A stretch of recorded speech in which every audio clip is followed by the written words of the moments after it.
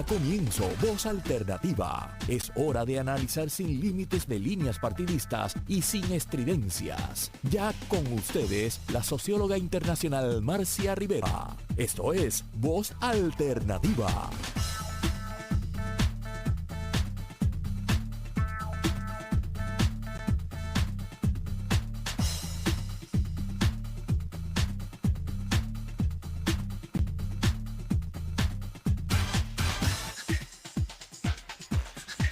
Buenos días, saludos. Les habla Cecil Blondet, directora ejecutiva de Espacios Abiertos. Estoy aquí como invitada de Marcia y en espera de que sabemos que ella viene de camino por acá, pero me acompaña aquí al lado el profesor Efrén Rivera Ramos, quien ha sido distinguido como humanista del año por la Fundación Puertorriqueña de las Humanidades recientemente. Este programa se ha titulado El mundo que se viene. Dilemas, paradojas, conflictos, esperanzas. Estoy buscando a Cecil. Un momentito. Es para ti. Sí, estoy escuchando también a Marcia por el teléfono. Estamos aquí en la estación, en Radio Isla.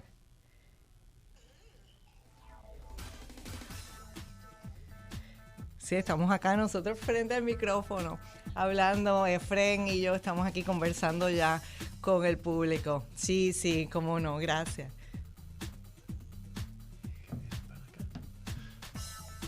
Buenos días, sí, Cecil.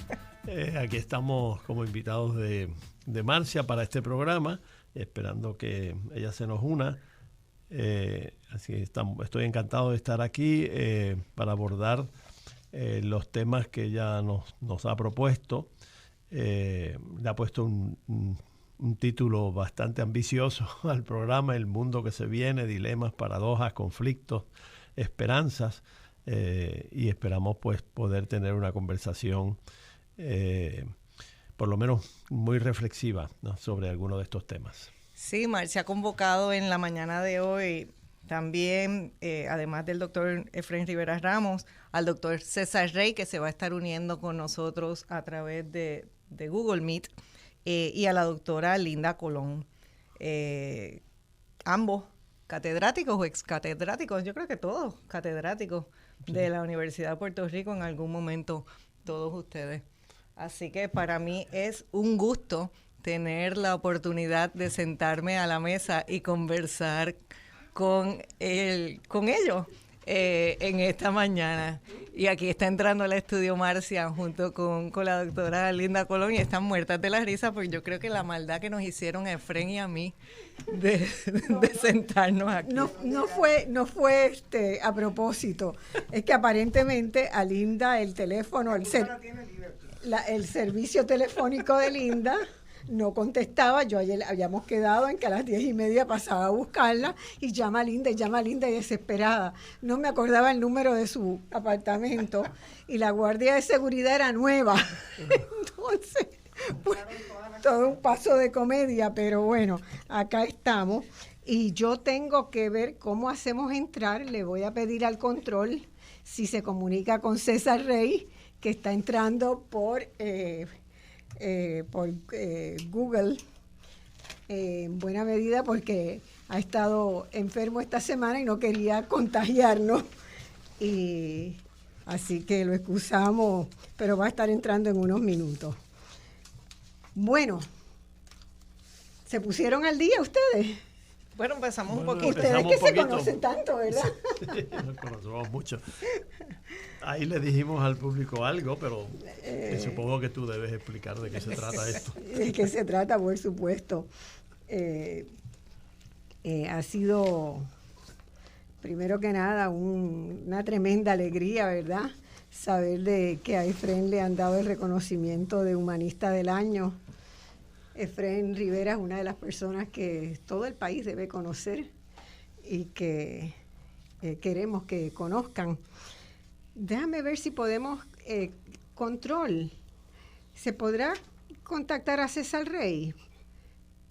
¿Lo estás tratando por teléfono? Está bien. Bueno, vamos a seguir. Y yo venía desde la semana anterior conversando con Cecil porque nos quedó en el aire una pregunta de la semana pasada, ¿verdad? Que a mí me impresionó mucho. Y fueron dos datos que se virtieron en el programa. Uno, de que el repudio tan grande que hay, particularmente entre los jóvenes, y se demuestra por muchas estadísticas, vamos a poder verlo. No, va a entrar por teléfono. No te entiendo. Si puedes venir y me explica. Estamos aquí con César tratando, o mándenle otro enlace para que tú lo puedas controlar. Esa pregunta era, o ese comentario que se hizo, ¿verdad?, de la descalificación de la política electoral, ¿verdad?, por parte de la ciudadanía en términos generales, pero particularmente en los jóvenes. Y yo acababa de hacer un pequeño estudio analizando quiénes no fueron a votar en las elecciones pasadas, y la contestación era muy terrible, ¿verdad?, por el alto porciento de jóvenes, de personas de menos de 40 años, que fueron los principales que se abstuvieron en las elecciones del pasado año, que llegaron a 480,000 personas que, estando inscritos, no fueron a votar, no de los que no estaban en el registro electoral. Y que fueran, de esos, la gran mayoría fueran jóvenes, a mí me sacudió. Y entonces, que en la semana estuve conversando con mucha gente, entre ellas de nuevo con Cecil, y decía: Cecil, hay un malestar en la sociedad que es muy grande. Recordamos el texto maravilloso de André Malraux, del malestar de la sociedad, ¿verdad? Lo volví a leer, lo volví a hojear. Tenemos que poder entender qué es lo que hace en este momento sentir tan mal a la población de Puerto Rico. Yo quiero hacer un programa que no sea para discutir a fondo un tema con estadísticas, como siempre hacemos. ¿Tú tenías algo escrito ahí? No, que César está diciendo que está en línea esperando entrar. Está en línea esperando entrar, sí. Vamos a ver si pueden. ¿Ya lo arreglaron? Ok. Domingo. Entonces, pues ahí le dije, yo quisiera hacer un programa que sea no para discutir un tema preciso particular, sino como una mirada filosófica de dónde está la humanidad hoy, ¿verdad? Que es terrible, que es terrible desafío. Y me empecé a preparar unos apuntes y dije, ¿quiénes pueden estar? Puede estar Efraín, puede estar Cecil, tiene que estar César Rey y Linda Colón, que son gente que tienen no solamente una mirada concreta de cosas específicas, sino una mirada más amplia del país y de la gente. Yo realmente quiero empezar, ¿verdad?, expresando bien fuertemente mi adhesión al reconocimiento que se le ha hecho a Efraín por parte de la Fundación Puertorriqueña de las Humanidades, por la designación como Humanista del Año. Yo creo que una de las cosas importantes que la Fundación ha hecho últimamente es recuperar y revalorizar esa conmemoración, ese reconocimiento, ¿verdad?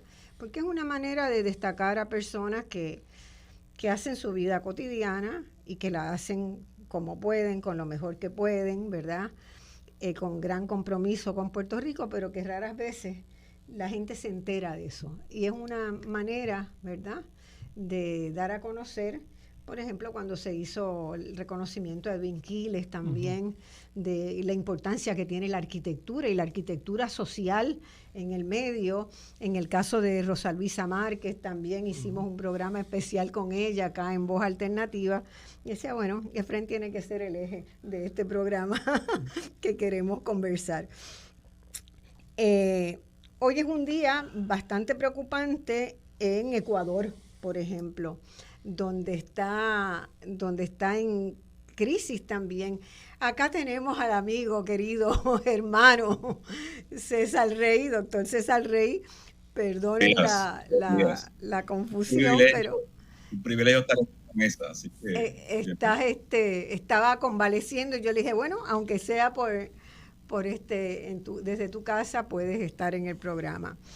Y nada, quiero decir que de todo corazón le deseo a Ecuador que pueda tener una jornada libre de violencia, porque la violencia ha estado azotando el proceso político electoral de Ecuador muy fuertemente en los pasados días, ¿no? Asesinaron a un candidato y luego que arrestaron a las 6 personas que participaron del asesinato. En la cárcel asesinaron a los 6 que habían asesinado al candidato, y en el transcurso de la semana pasada también a uno de los presentadores de televisión más conocidos del país y más serio. Bueno, entonces eso es ejemplo de a dónde se puede llegar cuando las polarizaciones se agudizan tanto. Y obviamente no podemos olvidarnos de lo que está pasando en la Franja de Gaza también, de hace un par de días hacia acá. Pero con ese trasfondo vamos a comenzar el programa. Yo siempre tengo la costumbre de presentar muy bien a ¿verdad? Buscar que la gente conozca bien a quienes están en este programa. Hoy me voy a tomar la licencia de explayarme un poco más con la figura de Efrén Rivera Ramos, aunque también voy a hablar de los otros 3 para iniciar. Pero me parece muy interesante, ¿verdad? Y quiero que ustedes sepan por qué es merecedor de esta distinción, ¿verdad? Efrén viene de una familia muy humilde de Mayagüez, aunque empezó en Mayagüez sus estudios universitarios, en realidad terminó su bachillerato en Río Piedras. No sé por qué te viniste para Río Piedras, si tu mamá te viniste con tu mamá, te viniste No, todos se quedaron allá, me vine todos yo. se quedaron allá y hicieron un pote para mandarte a Río Piedras. Que fue la experiencia de mi profesor de economía, mi mentor en la vida, Aristarco Calero, ¿verdad?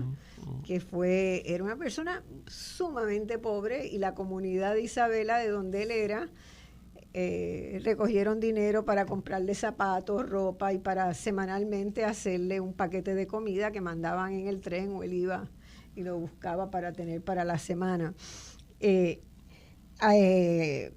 Efrén no solamente estudió ciencias políticas, sino que siguió estudiando Derecho, y luego pudo obtener una maestría en Derecho en la Universidad de Harvard y un doctorado en Derecho en la Universidad de Londres. En esos años lo recuerdo muy bien, ¿verdad? La emoción de estar en ese contexto donde también yo había pasado unos años. Y ingresó como profesor en la Escuela de Derecho de la UPI en el 82. Fue decano del 2002 al 2001 al 2007, o del 2000 al 2007. Del 2001 al 2007, sí. Como decano, y eso lo tengo bien claro, yo recuerdo perfectamente el impulso que él le dio a proyectos de servicio a los sectores menos favorecidos, ¿verdad? De práctica social universitaria. Ya en la Facultad de Derecho había habido unas exploraciones con el tema de derecho y pobreza, y derecho y sociedad. Derecho y cambio social. Era el curso, sí. Derecho y cambio social. Ese curso lo comenzó este profesor que murió muy joven, pero fue, creo que de los primeros, por ahí por los años, debe haber sido 75, 76, empezó ya a dar un curso con esa preocupación, ¿verdad?, de cómo el derecho puede ayudar a que todos los seres humanos tengan derecho, ¿verdad?, a tener derechos y a poder ejercer los derechos, a poder tener agencia sobre los derechos que se tienen y que muchas veces no se pueden practicar. También fuiste coordinadora ahí del primer Congreso de Acceso a la Justicia en Puerto Rico, un tema que sé que siempre has trabajado y que es uno de los problemas principales derivados de la situación de pobreza, ¿verdad? Además de todos los problemas que las familias pobres tienen, el acceso a la justicia es uno de los más importantes. También te desempeñaste como profesor visitante y conferenciante en muchísimas universidades. Busquen en la internet que está su resumen completo, pero esto incluye Universidad de Yale, Harvard, Princeton, la Universidad de Ottawa en Canadá, la Universidad Autónoma y la Universidad Pompeu Fabra de Barcelona, la British Academy of Social Sciences, la Universidad de Edimburgo, la Casa de América y el Instituto Nacional de Administración Pública de Madrid han sido algunos de los sitios, ¿verdad?, donde tus investigaciones, tu visión de mundo, tu convicción han llegado. Y eso es algo muy importante. Nada más que solo eso valdría celebrarte, ¿verdad? Porque hay que tener mucho valor para ir a hablar de lo que pasa en nuestro país y de qué de lo que pasa en Puerto Rico repercute también o está presente, son problemas que están presentes en otras partes. Como abogado te dedicaste principalmente a prestar servicios a personas y a comunidades de escasos recursos económicos. Yo siempre decía que tú eras como el Luis Rivera Lacour, que era mi papá. Que lo conocí bien y le tuve mucho aprecio siempre. Que era el abogado de los que levantaron los campamentos porque no tenían vivienda, ¿verdad? Que era el abogado de los que se negaban a ir a la guerra de Vietnam y que muchas veces le pagaban con racimos de plátano por sus servicios de abogado. Pero siempre su práctica fue enteramente dedicada a esa, y yo cuando te conocí, yo dije, qué bueno que hay una persona como él. En la década del 88, yo recuerdo que estuviste a cargo de algo que en lo que yo estuve muy activa también. Tú estabas dándole apoyo a los refugiados haitianos en el campamento de Fort Allen. Fue en el 81, 82. 80, exacto. Sí. Que fue una de las cosas vergonzosas, ¿verdad?, que ocurrió en Puerto Rico, pero que demostró que la población puertorriqueña tenía un corazón muy noble y muy grande y salió en apoyo de los haitianos que allí estaban. Es uno de esos momentos, ¿verdad?, y de las luchas que todavía nos duelen y que las tenemos muy cercanas. Fuiste también presidente de la Junta de Directores del Instituto Puertorriqueño de Derechos Civiles. Creo que coincidimos en la Junta. Yo estuve en esa Junta también en sus inicios, que fue un proyecto visionario importante, donde empezaron a llevarse los casos de brutalidad policíaca, que hicieron una diferencia, yo creo, una pequeña diferencia, pero hicieron una diferencia. Y también tú también has participado en casos que tienen mucho que ver con lo que Linda estudia, ¿verdad?, que es que el discrimen que hay contra los residentes de Puerto Rico en el acceso a beneficios de fondos federales y de prestaciones del gobierno federal. También te has destacado en las luchas por la universidad pública y por la educación pública, que César Rey también ha sido uno de esos pilares de esa lucha. Y fuiste uno de los fundadores de Espacios Abiertos, que junto acá con Cecil Blondet, te recuerdo que estuviste en esa junta de directores, también en Kilómetro Cero. De paso, acabo de traerle una botella a la amiga, ¿verdad? Mari, una botella de vino de Uruguay que se llama Kilómetro Cero. Hay que pedir una caja. Hay que pedir una caja. Yo podía traerle una botella para decirle, mira, siempre te recuerdo, te tengo presente. Y cargué con esta botella para ti. Así que si alguien nos escucha y la ve, le dice que tengo una botella para ella, no me la voy a tomar. También hay otra cosa en la que tú has trabajado mucho, y recuerdo intervenciones públicas tuyas en el derecho de acceso a la información, ¿verdad? El Centro de Periodismo, Espacios Abiertos, el Overseas Press Club. El caso constitucional. Entonces, cuando uno reflexiona, ¿verdad?, son cosas tan importantes para el país. Así que el agradecimiento es muy grande. Además, tú tienes una fase anterior a todo eso que era de periodista. Yo creo que yo te conozco a ti en avance, en esos primeros años, desde los años 70, ¿verdad? Cuando empezábamos esos proyectos, intentos de proyectos de comunicación alternativa, que todavía siguen, como este programa.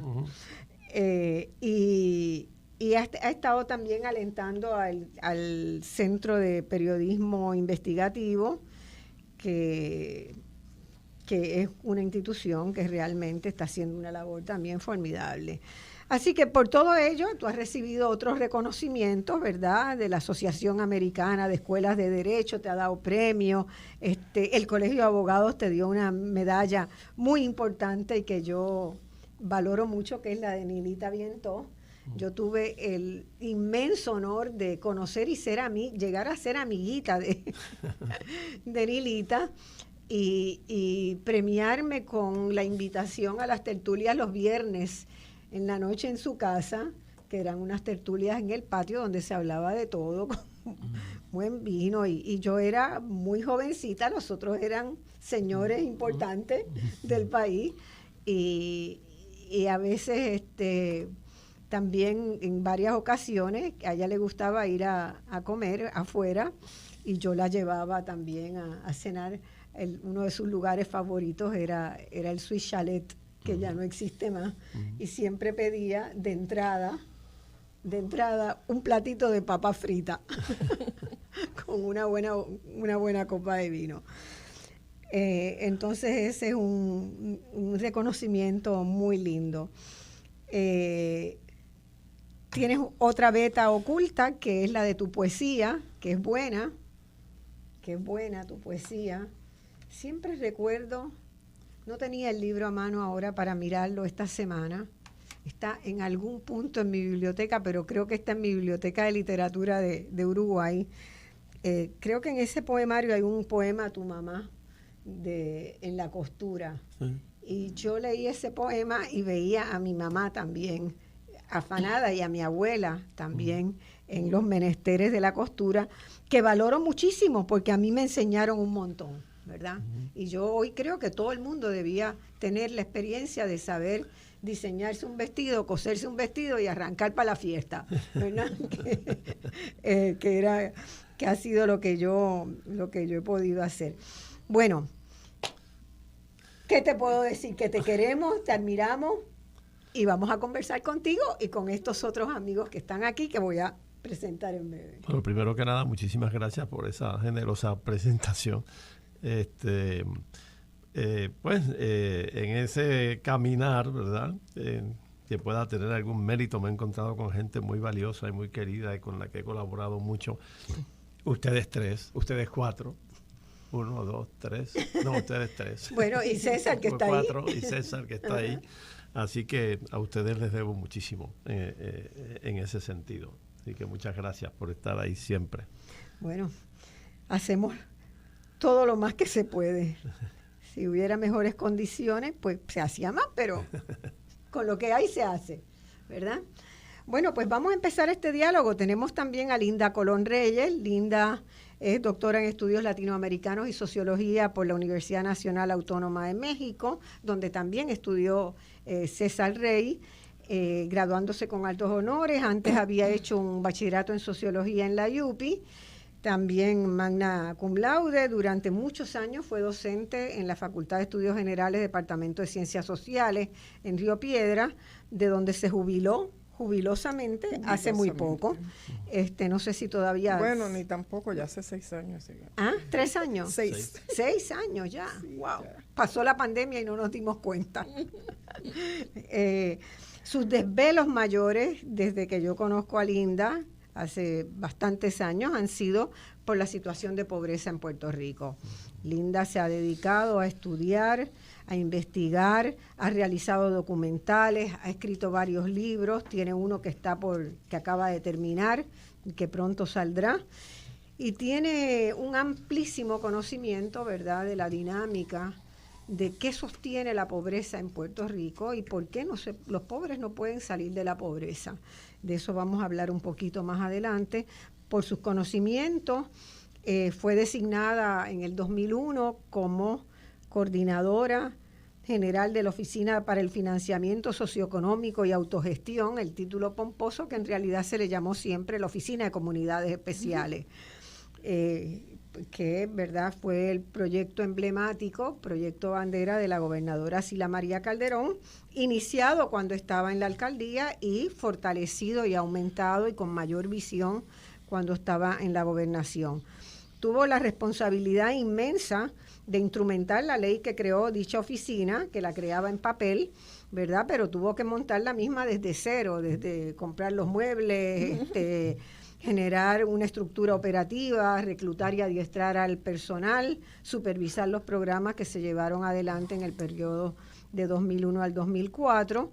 En la universidad también había tenido algunas actividades administrativas, había sido decana asociada de asuntos académicos de la Facultad de Estudios Generales entre el 96 y el 98, ha sido profesora invitada en Queens College, en City University en Nueva York. César Rey, César querido, César Rey Hernández, compartimos el segundo apellido. No sabemos si los Hernández tuyos son de los Hernández Canarios de San Sebastián. Si son, lo único que te puedo decir, buenísimo, es que tienen una trazabilidad de altísima longevidad. Cuando la edad promedio era 40 años, los Hernández de San Sebastián duraban 96, 98 años. Wow. Así que mi madre murió de 99 años. Mira a ver si tienes algo por ahí, porque vas a vivir 200. Son de Quebradilla, ¿sabes? Pues cerca. Sí, pues mira a ver, seguramente. César hizo un doctorado en sociología, como dije, en la Universidad Nacional de México, donde se recibió el premio Gabino Barreda, el máximo galardón nacional de estudios de doctorado. Es autor o coautor de una docena de libros académicos y más de una centena de artículos profesionales en el campo de la sociología, la educación, la migración y la trata humana. Ha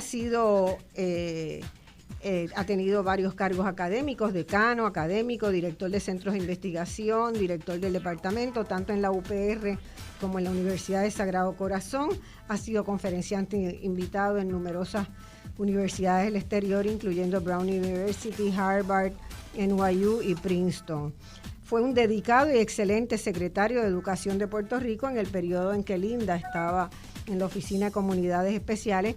Muchos proyectos se hicieron en conjunto en ese momento. Por ejemplo, el de horario extendido, ¿verdad? Que era la premisa de que estamos en escuela abierta. Cecil Blondet pasa al agua, es graduada de la Universidad de Emory en Atlanta, donde hizo una concentración doble en Ciencias Políticas y Francés. Luego hizo un jurisdoctor con honores en la Escuela de Derecho en Puerto Rico y inició su carrera profesional como abogada en la Oficina de Servicios Legislativos.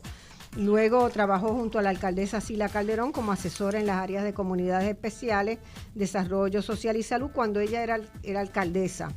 Posteriormente fue designada coordinadora de asuntos públicos del municipio y durante la gobernación de Calderón, Cecil sirvió como secretaria de prensa y dirigió la Oficina Central de Comunicaciones.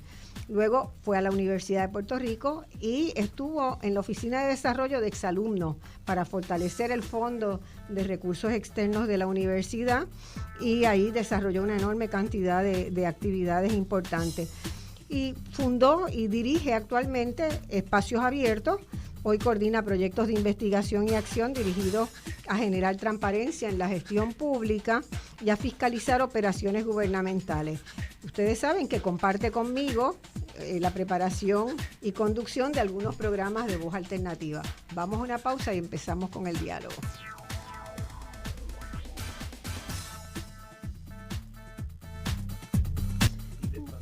Bueno, amigas y amigos, volvemos vamos a iniciar ahora formalmente esta conversación, ¿verdad? Que la hemos pensado como, ¿qué es lo que está pasando que nos genera tanto malestar? Y reflexionando sobre el mundo que se viene, todos los dilemas, las paradojas, los conflictos, pero también las esperanzas, ¿verdad? Porque estamos en un momento muy convulso donde en el caso de Puerto Rico tendemos a verlo todo mal, todo mal, todo mal, todo mal, pero hay unos ríos subterráneos en este país que son extraordinarios, ¿verdad? De actividades que se están dando que necesitan encontrar un cauce común, ¿verdad? Que esos ríos subterráneos puedan aflorar, juntarse y aflorar como una fuerza importante. Entonces yo soy una persona que tiendo a ver las cosas con un optimismo cauto, diríamos, ¿verdad? No es la Lalandia, no es la verdad que todo está bien, porque aquí la gente está gastando mucho dinero, está saliendo, está yendo, se llenan las actividades en el Choliseo, y eso es muestra de que el país está bien. No se trata de eso. Esta conversación la convocamos, ¿verdad?, para reflexionar seriamente sobre qué es lo que está pasando. Y yo en este segmento quisiera mirar el tema del modelo económico en Puerto Rico, ¿verdad? Y la necesidad de migrar hacia una economía humana, integral y sostenible, una economía centrada en las personas. Yo personalmente he dedicado toda la vida a tratar de que eso sea una realidad, y cuando casi nos acercamos y vemos unos cambios que van en esa dirección, viene un momento de un péndulo que aniquila, y que encontramos que las constituciones de los países del mundo se están enmendando para permitir la desregulación, por ejemplo, de la actividad, de todas las actividades. Se está desregulando para eliminar los derechos laborales, y eso está pasando, ¿verdad?, en buena parte del mundo. Así que ahí hay una constante oleaje, ¿verdad?, de ida y vuelta que sigue estando presente.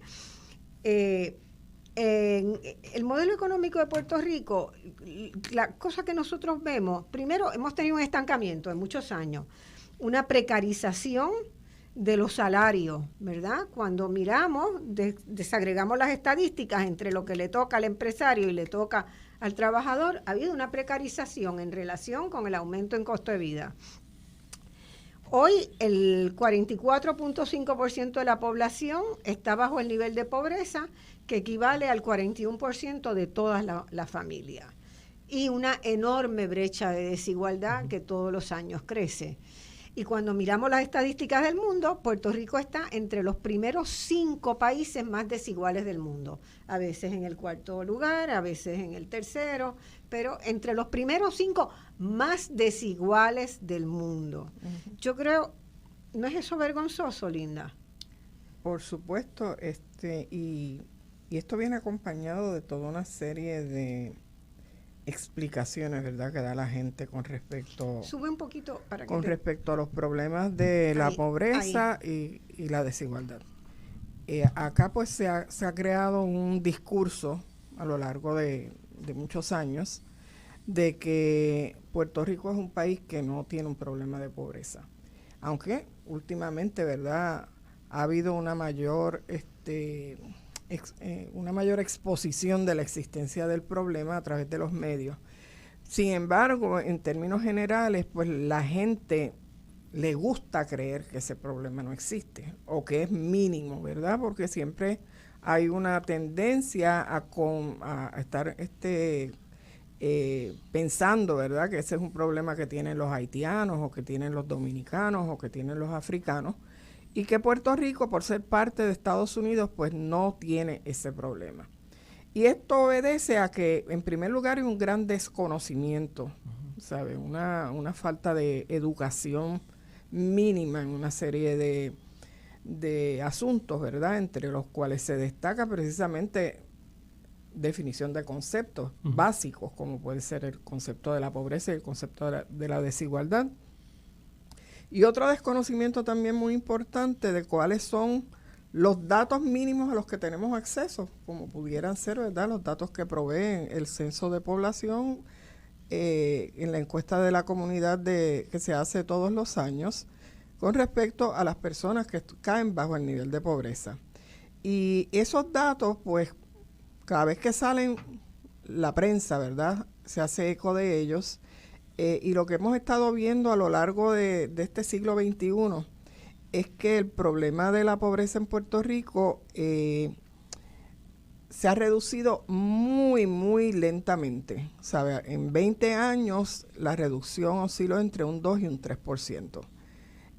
Normalmente se reducía un 3% cada década, pero ahora en estas 2 décadas pues fue de un 2 a un 3%. Y en la última encuesta que acaba de salir hace poco, dice que aumentó la tasa de pobreza, que había bajado a 40% y ahora subió a 41.7%. Esto sumado al hecho de que del país se han ido más de 500,000 personas, la mitad de los cuales estaban bajo condición de pobreza. Así que si eso no hubiera pasado, probablemente la situación sería todavía más caótica. Entonces, yo me gustaría, ¿verdad?, hablar un poco del tema de la desigualdad, porque el problema de la pobreza tiene una causa central, que es la desigualdad. Y Puerto Rico, como tú muy bien dijiste, es uno de los países más desiguales del mundo, al igual que Estados Unidos es el país más desigual de todos los países altamente desarrollados. Y cuando miramos la tasa de desigualdad en Puerto Rico, esa ha venido aumentando por los pasados 20 años. Una brecha. Y en este momento esa tasa de desigualdad se encuentra en 0.57. En San Juan, por ejemplo, es 0.64. Que esa es una tasa de desigualdad de los países africanos. Entonces, cuando tú miras eso, pues entonces puedes empezar a entender por qué se están dando toda una serie de problemas sociales y psicológicos que enfrenta la población del país, porque son problemas que vienen atados, ¿verdad?, a unas condiciones de vida dentro de un escenario que se presenta como el de un país desarrollado. Y yo no voy a decir que Puerto Rico es el peor país de América, porque no es cierto.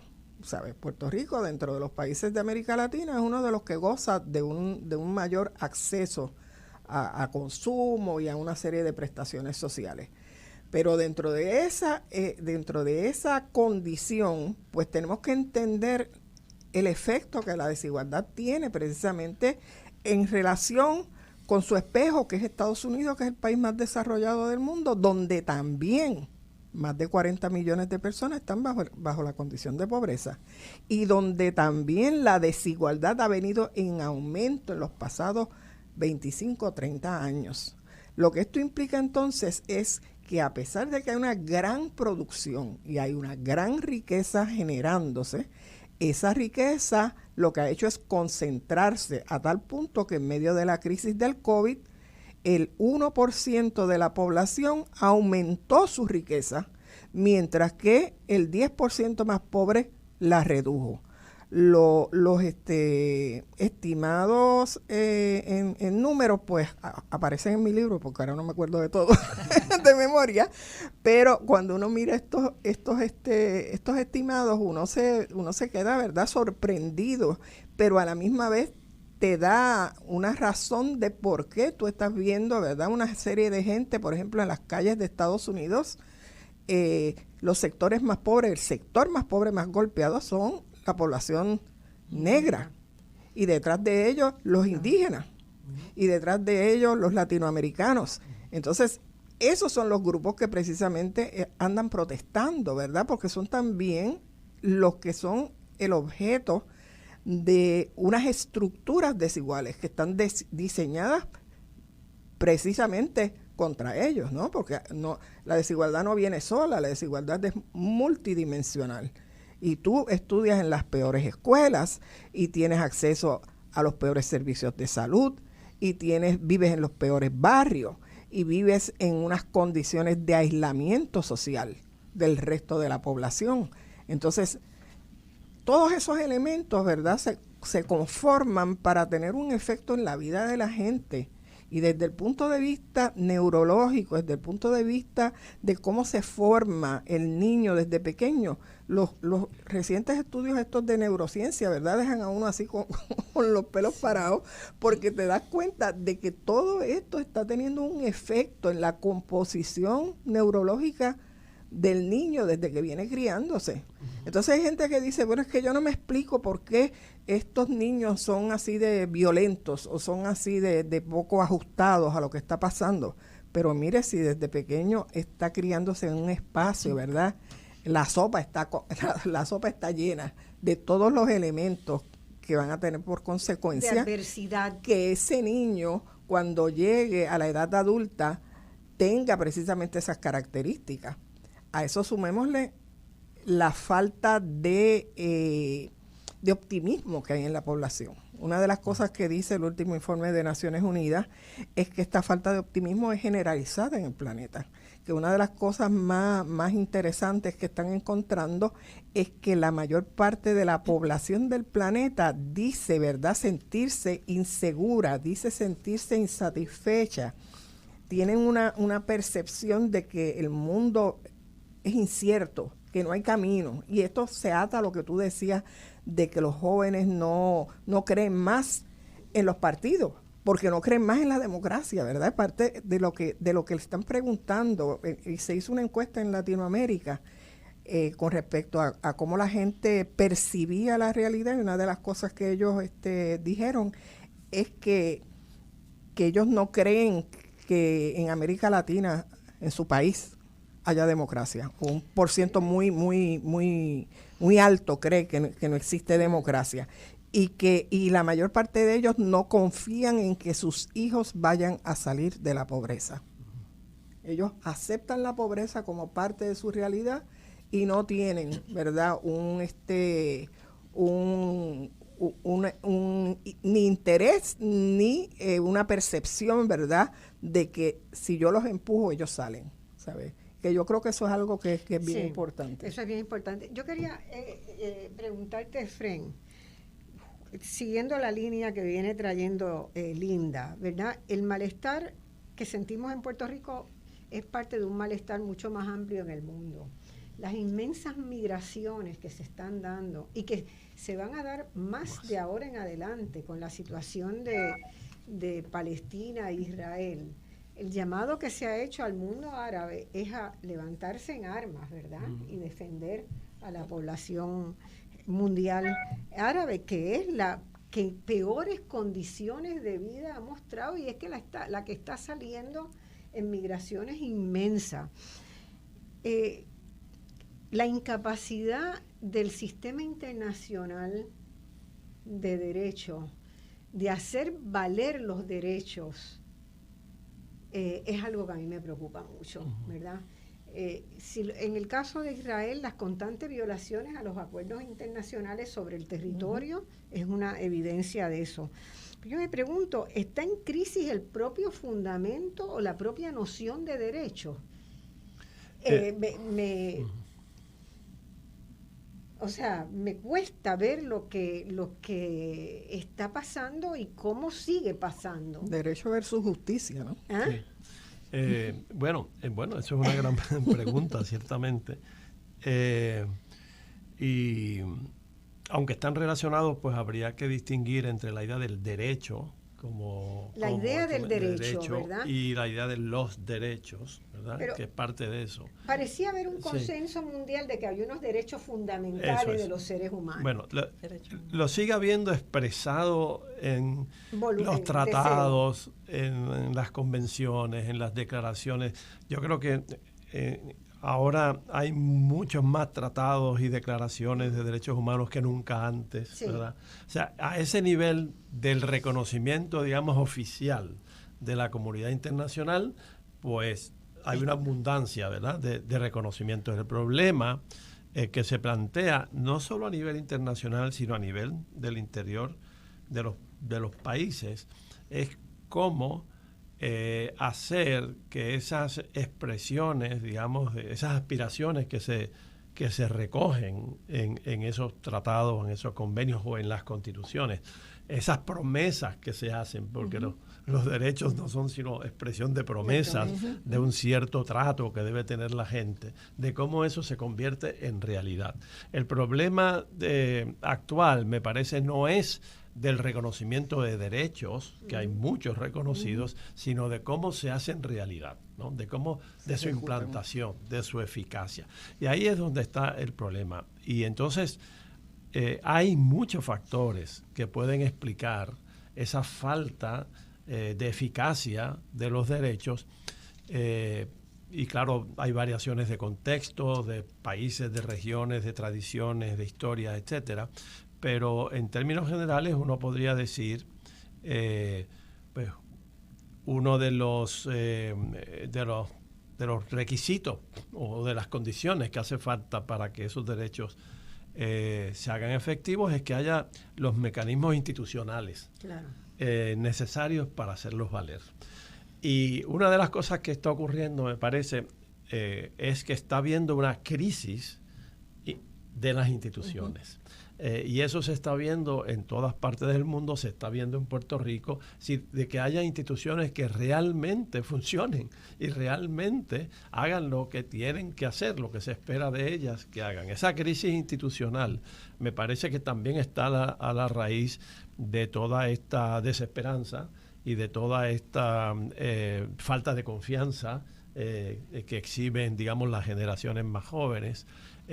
Y no es, y quiero aclarar, no es que uno idealice las instituciones que había en el pasado, porque muchas de esas instituciones eran muy fallidas, había que renovarlas, había que desmontar algunas, había que crear otras, pero el problema es que aún las que podían haber funcionado relativamente bien están en crisis y no se está haciendo el esfuerzo, o sea, no están en marcha los procesos para crear nuevas instituciones que sí funcionen. Claro, eso es uno de los ahí es que me viene a mí la desesperación un poco, ¿verdad? Porque lo que vemos es que, por el contrario, en vez de las propuestas de reinstitucionalización, de renovación, de refundación institucional, lo que están apareciendo son las propuestas de desmantelamiento y que todo se vaya al sector privado, ¿verdad? Exacto. Entonces, el mejor ejemplo que estamos viendo es el de Milei como aspirante a la presidencia argentina.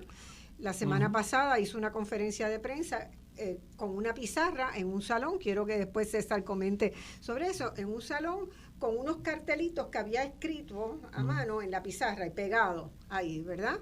Y uno decía sistema educativo, otro decía Banco Central, sistema de salud, sistema de vivienda pública, 10 carteles. Y entonces dijo, ustedes saben, empieza la conferencia, lo que yo voy a hacer el primer día de mi presidencia en la Argentina.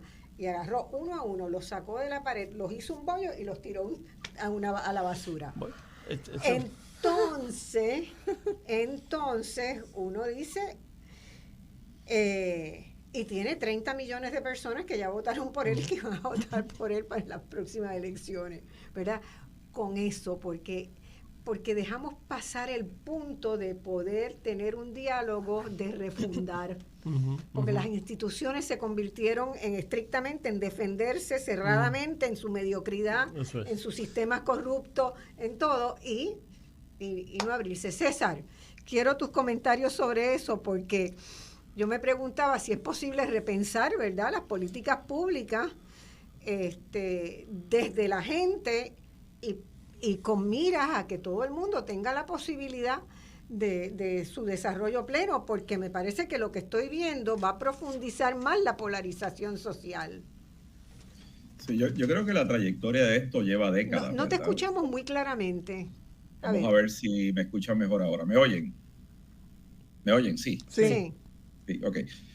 Decía yo que esto tiene una trayectoria de décadas, ¿verdad? Y pensemos en Thatcher y Reagan como inicio de un proceso de descomposición del Estado que tomó forma, ¿verdad?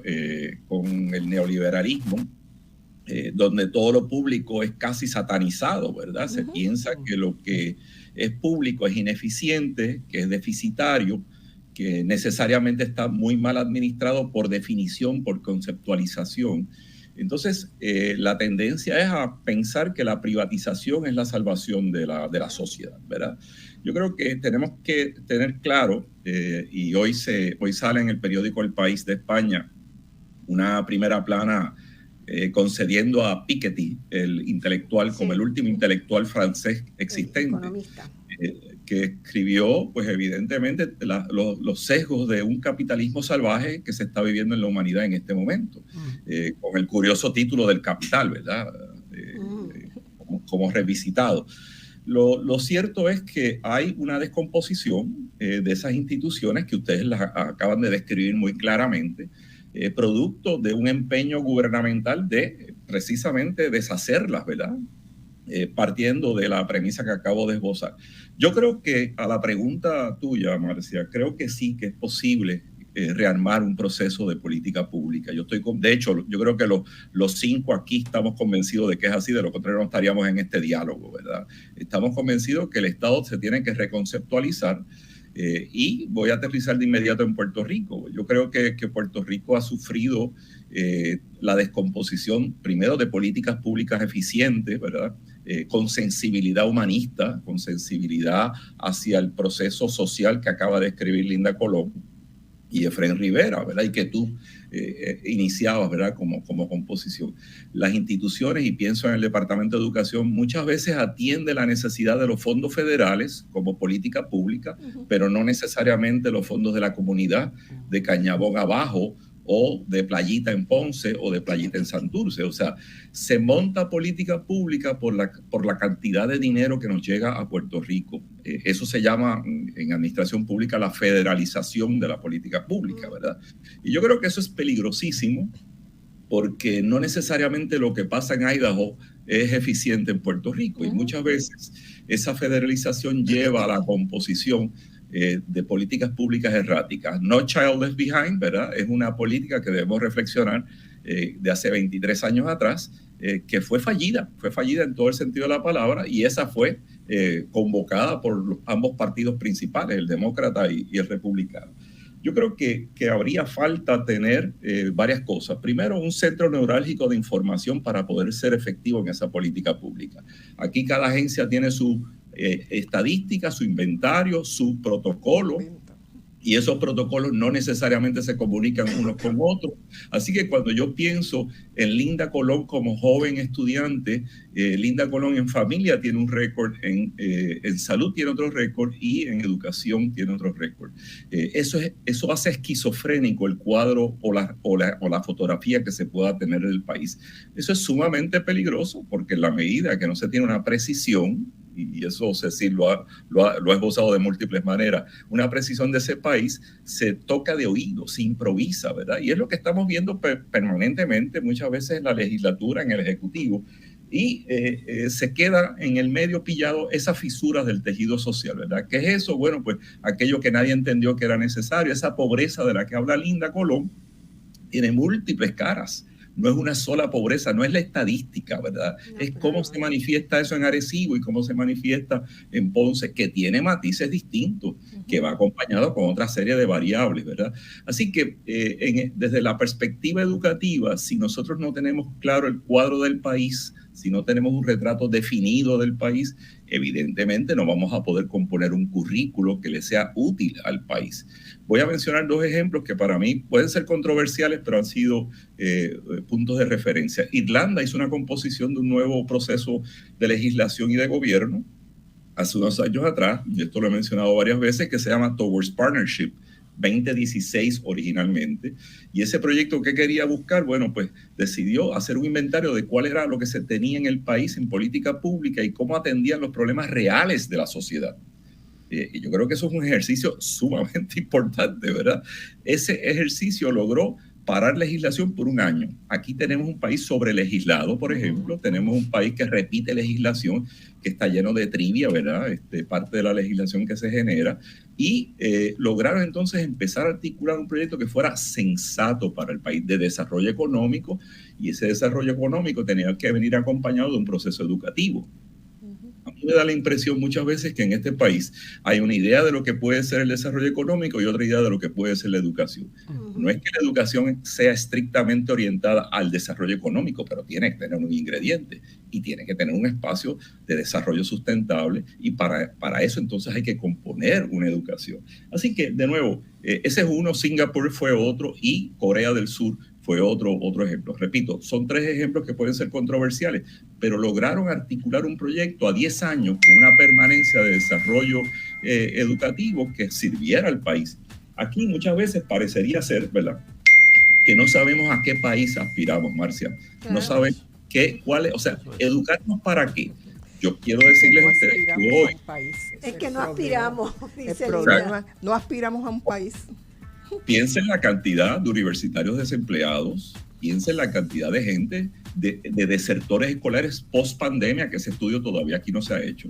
Piensen en el rezago académico que ha habido en el país post pandemia también, y nosotros estamos agravados con temblores y con huracanes, ¿verdad?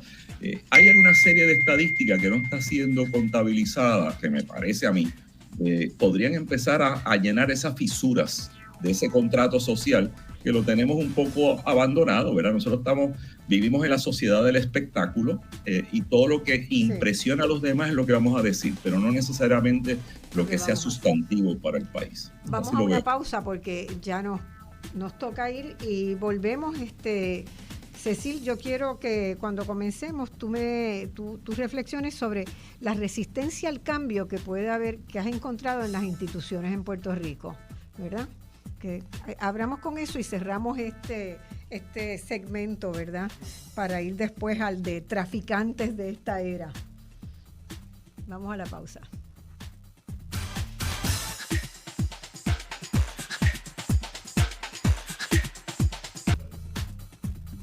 Bueno, amigas y amigos, vamos a seguir con este programa donde estamos mirando, ¿verdad?, las paradojas, los conflictos, las esperanzas que podemos tener en el mundo que se viene, en el mundo del futuro. Y hay muchos temas que tenemos aquí en agenda, pero para ir cerrando este primer ciclo, ¿verdad?, de la relación entre economía, pobreza y derecho, Cecil, quiero que me comentes sobre la resistencia al cambio en las instituciones y después que Efren cierre un poquito con esa conexión, ¿verdad?, entre pobreza y desarrollo, entre pobreza y derecho, porque son necesarias para un desarrollo.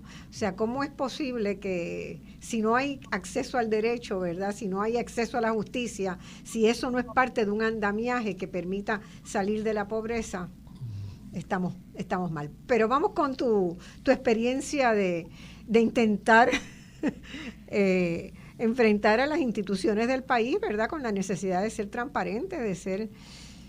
Sí, los temas de acceso a la información, ¿verdad? Porque hablábamos del tema de acceso a la información y la gente piensa que es un ejercicio pues esotérico, que es solamente de unos datos, que es solamente pues de unas estadísticas, pero no, yo entiendo el proceso de acceso a la información como una herramienta de participación ciudadana.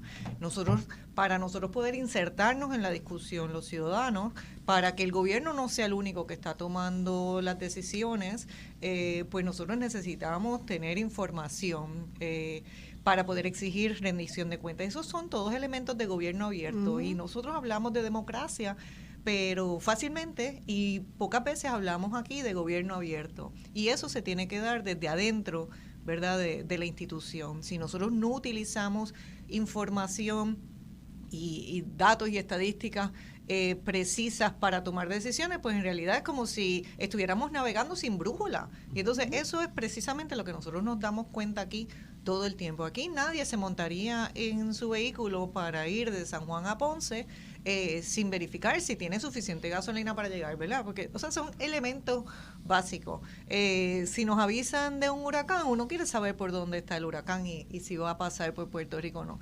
Entonces nosotros tenemos acceso a mucha información, pero no necesariamente a información que nos es útil.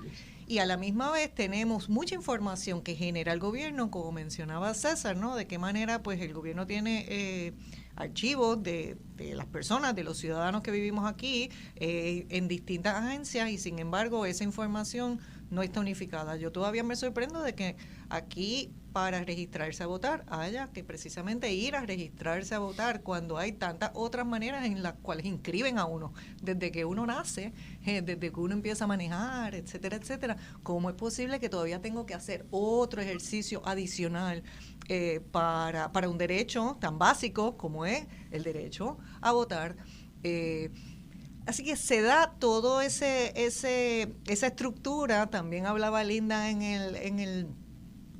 el break, ¿no? En la pausa hablábamos pues del peso del Estado y cómo a veces el ciudadano puede sentir ese peso del Estado sobre sus hombros. Y entonces son barreras que nos impiden a nosotros pues defender los intereses públicos. Y nada, yo creo que es bien importante la puesta en valor de lo público, volviendo al tema que hablábamos. Recuperar la noción de bien público y de bienestar público, por ejemplo, ¿verdad? ¿Y que es el bien de toda la sociedad. ¿Y a quién le corresponde eso? Claro. Y entonces, ahí yo creo que Efren tenía un tema, porque eso entonces incide al final, esa falta de acceso e información, pues entonces es lo que representa todo este tema de desigualdad, porque el acceso a la información también es un elemento de desigualdad. Cuando yo no tengo suficiente acceso a información, pues yo estoy en desventaja de el desarrollo que yo podría tener como individuo, de la misma manera, o como empresario, o como estudiante, etcétera. O sea, ¿cómo es posible que a unos estudiantes le voy a dar libros y a otros no? ¿Cómo es posible que a unos empresarios le voy a dar acceso a unos datos y a otros no, ¿verdad? Pues eso todo pone en desventaja a las personas y sigue marcando esa constante desigualdad, esa brecha que se sigue ampliando. Sí, y entonces volviendo a la pregunta de Marcia sobre el tema de los derechos y la crisis de los derechos, lo quisiera conectar con dos cosas, con lo que tú acabas de decir sobre el acceso a la información y con lo que ha explicado Linda y Marcia sobre el tema de la pobreza, porque decía yo pues que una de las condiciones para que los derechos se puedan hacer cumplir es que haya mecanismos institucionales. Pero también el tema de la pobreza, tiene que haber unas condiciones materiales, unas condiciones sociales que hagan posible que esos derechos se puedan disfrutar.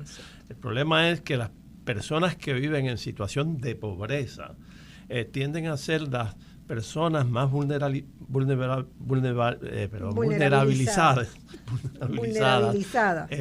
las que sufren más las privaciones de derechos, las que tienen menos acceso a los mecanismos para hacer valer esos derechos. De modo que el tema de la pobreza tiene mucho que ver, y de la desigualdad, tiene mucho que ver con la posibilidad de que esos derechos se puedan disfrutar realmente. Parte de eso también está en que si no se tiene información de cuáles son los derechos, de a dónde ir, de a dónde tengo que acudir para hacerlos valer, pues también eso es un obstáculo, un reto. Así que el problema del acceso a la justicia que hemos mencionado tiene que ver con la pobreza, tiene que ver con la falta de información, tiene que ver con el funcionamiento de las instituciones, digamos los tribunales, cómo funcionan, las agencias administrativas donde también acuden los ciudadanos a hacer cumplir sus derechos, cómo funcionan, cuáles son los obstáculos que ponen. Puede haber obstáculos de distinto tipo. Y bueno, los prejuicios, los discrímenes de todo tipo afectan el acceso a la justicia. Así que esto todo está relacionado y entonces volvemos al tema de lo público y del Estado. Este auge que tuvo la ideología neoliberal, que consistió básicamente, entre otras cosas, en desmantelar el Estado, y no solo desmantelar el Estado, sino incluso tratar de eliminar la idea de que el Estado debe estar ahí para servir para algo y que exista. Eso también, porque hay toda una serie de derechos que, digamos, nosotros llamamos derechos negativos, que son lo que el Estado no puede hacer contra mí, vamos a decir. Pero hay una serie de derechos que llamamos positivos, es decir, que requieren que el Estado o alguna entidad pública o de la comunidad haga algo para que ese derecho sea efectivo. Un ejemplo clásico de eso es el derecho a la educación. El derecho a la educación no significa solo que el Estado no te debe prohibir que te eduques, sino que te provea los mecanismos necesarios y las condiciones necesarias para que, como escuelas excelentes, etcétera, para que tú te puedas educar, o la mayor parte de la población se puede educar. Entonces, ese desmantelamiento del Estado lo que ha hecho es, en gran medida, hacerle un ataque a esta idea de los derechos positivos, o sea, y de los deberes afirmativos que debe tener el Estado, o que tiene el Estado, para hacer que esos derechos se cumplan y se hagan reales y efectivos. Así que todo esto está relacionado. Es una crisis total, yo diría, que que está conduciendo a estas manifestaciones que tú mencionabas, como la de Milei en Argentina, pero la de Trump en Estados Unidos, la de Vox en España, la de otros lugares. Proyecto Dignidad. El Proyecto Dignidad. Bueno, hay una especie de... Y además acá se ha creado un Instituto para la Libertad también, Sí, que tiene libertad. afiliación con Vox y con... Sí, entendida la libertad de una sí. forma totalmente estrambótica. Exacto. Y entonces... La libertad económica. La libertad para no. unos pocos. Y, es decir, yo diría, no sé si el término se ha usado, pero está habiendo un surgimiento de una especie de anarcoderecha. Anarcoderecha, sí. Así se define que Milei, define, así mismo. Así mismo, pues que en lo que consiste es en una especie de free for all. Claro, en ese free for all, los que salen beneficiados son los que tienen más poder, los que tienen más recursos, Claro. los que tienen más posibilidades, etcétera, y entonces el resto de la población que se las arregle como pueda, ¿verdad? Eso es parte de la crisis que estamos viviendo. Es muy interesante mirar un poco a la historia, ¿verdad? Porque Puerto Rico tuvo un movimiento anarquista fuerte en los primeros años del siglo XX, anarcosocialistas, Sí. ¿verdad? Eran anarquistas que cuestionaban el papel del Estado porque el papel del Estado privilegiaba a unos sectores y entonces lo que hacía era generar formas de sociabilidad comunes, ¿verdad? Como las cooperativas, como los movimientos gremiales que pudieran dar alrededor del mundo del trabajo, que pudieran dar una respuesta colectiva. No era el individualismo. Lo que a mí me preocupa ahora es que esa respuesta colectiva yo no la veo en una respuesta absolutamente individualista que va a recrudecer las desigualdades, porque las condiciones para aprovechar oportunidades son bien distintas en la población. Marcia, yo quería amarrar todo lo que ustedes están diciendo a unos conceptos que creo que no hemos planteado.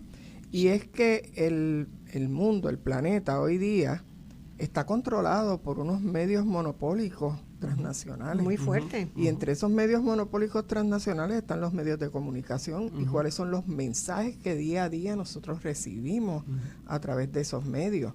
Esos mensajes van destinados precisamente a ese individualismo, a que tú pienses únicamente en tu necesidad y en cómo vas a resolverla, pero también la solución de esa necesidad es en función del espejo de lo que es la alta burguesía mundial, que se consume prácticamente todo lo que encuentra en el planeta, ¿no? Desde los recursos económicos hasta el aire, el agua y todo lo que aparece en el camino. Entonces, en ese sentido, ¿verdad? La demonización de lo público no podemos desamarrarla del hecho de que esas grandes corporaciones tienen el interés de quedarse con la tajada que el Estado normalmente distribuye entre toda la población. Es importante destacar que la clase media entra dentro de estos que están siendo, ¿verdad?, despojados de empleos seguros, despojados de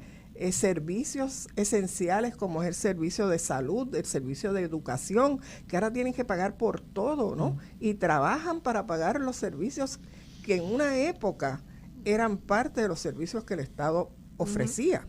Así que en ese sentido me parece que es bien importante rescatar el hecho de que todo esto no se da en un vacío, todo esto es parte, ¿verdad?, de un patrimonio mundial que está en manos de ese 1% de la población. Los millonarios crecen todos los días, cada vez tienen más y más fortuna y cada vez son más, cada vez es más fuerte la intervención de ellos en las políticas de los estados. Deciden la guerra, deciden la paz, deciden quién se muere y quién no.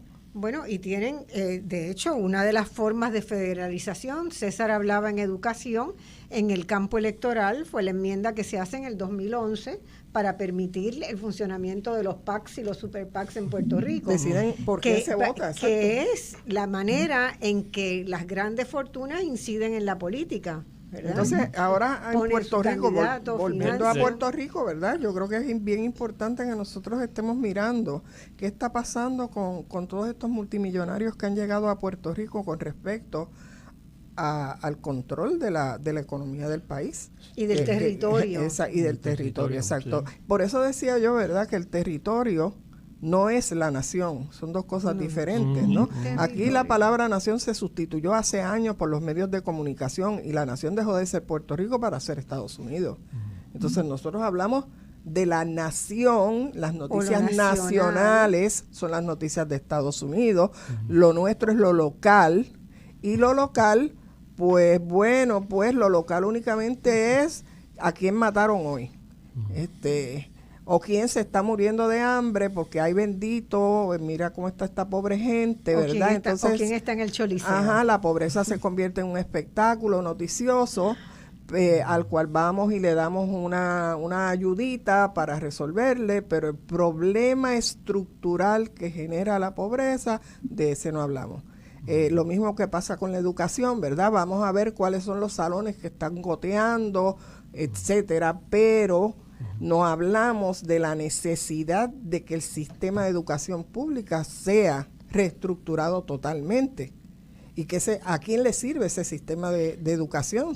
Si le sirve a los que venden libros o a las compañías que le dan las clases al 35% de los niños que pertenecen a educación especial. No estudiamos por qué razón en Puerto Rico el 35% de los niños son de educación especial. ¿Qué es lo que está pasando aquí? O sea, ¿o es que qué le está pasando al cerebro de los puertorriqueños para que eso pase? Están en condiciones de adversidad, de pobreza, producen una serie de enfermedades que están estudiadas y que les impiden su desarrollo. Pero en este país no se estudia. No se estudian. Ni esos niños se estudian, ¿no? ¿Sabes? Sí. Hay muchísimas cosas que pudiéramos estar haciendo con esos famosos millones que llegan a educación, pero nada de eso se hace. Bueno, yo quiero introducir todavía un nivel más de complejidad. ¿Qué pasa con los vulnerables, con esas personas vulnerables, con esas personas que viven bajo niveles de pobreza, de indigencia en muchos casos, que no han podido completar estudios? Sin esperanzas, ¿verdad? Y yo quiero preguntarle a César, que ha estudiado alguno de estos, si realmente podemos presumir que la explotación de los seres humanos terminó con la abolición de la esclavitud. Y hago la pregunta, es una pregunta genuina, ¿verdad? Porque hoy encontramos personas vulnerables que han caído en las redes de la trata de personas, de las redes de compra y venta de órganos, que están en redes de pornografía, en carteles de narcotráfico que producen y distribuyen drogas de varios cultivos, ¿verdad?, que son agroecológicos, el opio, la marihuana, la cocaína, pero también nuevas redes de producción y distribución de drogas sintéticas, que están siendo la gran epidemia en el mundo hoy. Y yo me enteré hace 2 semanas de que el fentanilo, que es este opio sintético, hasta 50 veces más fuerte que la heroína y 100 veces más fuertes que la morfina, todas ellas son todo esto que yo he dicho son nuevas formas de esclavitud humana. Pero en Puerto Rico este año ya hay 1.400 muertos por fentanilo y el año pasado hubo 1.200. Es una epidemia silente que está por ahí. Y esto es resultado ¿de qué? De la vulnerabilidad, de la pobreza y de la desigualdad. César, tú has trabajado con el tema de trata de personas y en general... farmacéutica. Bueno, esa es otra después. Déjame como privilegio personal complementar algo que estaba diciendo Linda, porque yo creo que esa realidad del 33 al 35% de educación especial es algo escandaloso, que tiene que ser repasado como política pública y que tiene que ser investigado a profundidad por el Estado y por las organizaciones obviamente académicas. Yo quiero que ustedes sepan que aquí se va a recibir $18,000 por estudiante en la educación pública a partir de este año. O sea, hay un aumento significativo en el presupuesto del Departamento de Educación, donde casi se ha triplicado la aportación federal al Departamento de Educación de Puerto Rico, con las consecuencias que ustedes pueden seguir viendo, la deserción, el poco aprovechamiento académico. Y todo esto está detrás de un proceso que no es muy transparente, como decía Cecil, y quienes están beneficiando de este tipo de transferencia de fondos? Yo creo que sería una pregunta a dejar en la mesa de trabajo de esta mañana, porque eso sigue siendo una incógnita y los resultados del Departamento de Educación todavía dejan mucho que desear en términos de lo que podría ser el aprovechamiento. Eso era como una cuestión de privilegio, pero quería dejarlo establecido. Hay un elemento de explotación dramático. La abolición evidentemente nunca existió. Aquí y llevamos casi 20 años evidenciando que en Puerto Rico hay un negocio muy lucrativo con esos vulnerables de los que tú hablabas, Marcia, que son precisamente los que viven en la marginalidad, muchos de ellos y ellas. Es un negocio muy lucrativo que en el caso de Puerto Rico puede estar generando más de $1,000 millones entre puntos de droga y otros elementos de clandestinidad, con una entrada ilegal de armas a Puerto Rico significativa, que todas en un 95% de acuerdo a ICE son destinadas a el narcotráfico y el crimen, con una presencia de menores de 18 años en los puntos de droga de manera significativa. Nosotros hemos, a base de cálculos económicos, aunque son estudios cualitativos, que más del 85% de los puntos de droga tiene presencia de menores de 18 años. Así que, de nuevo, esa pobreza, esa marginalidad, esa vulnerabilidad de la que se hablaba en la mesa hace un rato, tiene una salida, y por eso entonces el consumismo desmedido con el que se empezó esta mesa hoy en la mañana. Aquí hay consumo de todo y hay éxito económico de todo, pero es que hay una economía informal que ronda en un 30% del Producto Nacional Bruto. O sea, estamos hablando de un índice altísimo, ¿verdad? De esa economía informal. Y yo puedo decir sin temor a equivocarme que más del 60% tiene que ver con economía informal e ilegal, ¿verdad? O sea, estoy hablando ya de la narcoeconomía. Así que, de nuevo, en Puerto Rico sí existe, es un negocio muy lucrativo, tiene múltiples caras, ¿verdad? Desgraciadamente, los aspectos más vulnerables de ese negocio están en mujeres y niñas. Los menores son caldo de cultivo para este negocio porque se le paga menos, porque es un atractivo que tengan dinero rápido. A mí me decía, y esto yo lo he dicho múltiples veces, pero hay que reiterarlo, que este joven me decía a mí, yo prefiero vivir poco y bien que mucho y mal. Eso supone, ¿verdad? Lo que eso supone, mucho y mal, el tiempo que tiene que pasar en el proceso educativo, cuando yo puedo ganarme $125, $150 diarios por ser pusher o por ser corredor o por las distintas categorías que tienen los puntos de droga. Hoy hay 150 millones de víctimas de trata humana en el mundo, ¿ah? Sí. Estamos hablando de algo muy dramático. Esa empresa es la segunda empresa más lucrativa, la trata humana, del mundo ilegal, que genera más de $150,000 millones. Sería impensable que Puerto Rico, en las condiciones que está, no es partícipe de esa globalización, de ese proceso de criminalidad, ¿verdad?, mundial. Y llamo la atención que muchas veces nosotros tendemos a purificar o a sencillamente obviar o invisibilizar en Estados Unidos estos problemas. Bueno, pues Estados Unidos, de acuerdo al Departamento de Estado, que debe ser una cifra conservadora, ¿verdad?, y al Protection Project en Johns Hopkins University, se estima que tiene cerca de 200,000 niños participando de la economía informal e ilegal, que va desde recogedores de frutos menores en el suroeste de los Estados Unidos, niños migrantes. Ya ustedes han visto los cuadros patéticos, dramáticos y surrealistas de La Bestia, este tren que corre todo Centroamérica y llega hasta el norte. La Bestia. Es un negocio muy lucrativo, del cual pues Puerto Rico es puente. Esto ha sido declarado no por nadie aquí, sino por el propio Departamento de Estado de Estados Unidos, que reconoce que nosotros somos puentes de tráfico y trata de personas humanas. De seres humanos. Sí, quería hacer un comentario con respecto a lo que está diciendo César, y es que recientemente varios estados en Estados Unidos han reducido la edad de los niños para entrar a trabajar, y están bajándola hasta los 14 años. Y estos niños, que son hijos de migrantes en su mayoría y negros, trabajan hasta 12 y 14 horas al día, Sí, sí. por lo cual el tema de la educación está totalmente, ¿verdad?, erradicado para esos niños. Como yo sé de la audiencia sofisticada, como yo sé de la audiencia sofisticada de este programa, hay un libro que acaba de salir hace un año que se llama Esclavitud Moderna, Modern Slavery, de Siddhartha Kara, un profesor de Columbia University, que detalla con nombre y apellido quiénes son esas multinacionales que a su vez son grandes cabilderos en el Congreso de Estados Unidos, y cómo se obvia o se invisibiliza esa explotación que hay, porque se utiliza mano de obra. Y el otro día el New York Times, hace como 3 semanas, sacó un reportaje completo de cómo se está utilizando por las multinacionales a los menores contra la ley. Así que estamos ante algo que se va normalizando, lo cual lo hace todavía más riesgoso, ¿verdad? Yo tengo una pregunta que vuelvo otra vez sobre, ¿verdad?, la población vulnerable, los que no tienen acceso a cosas fundamentales.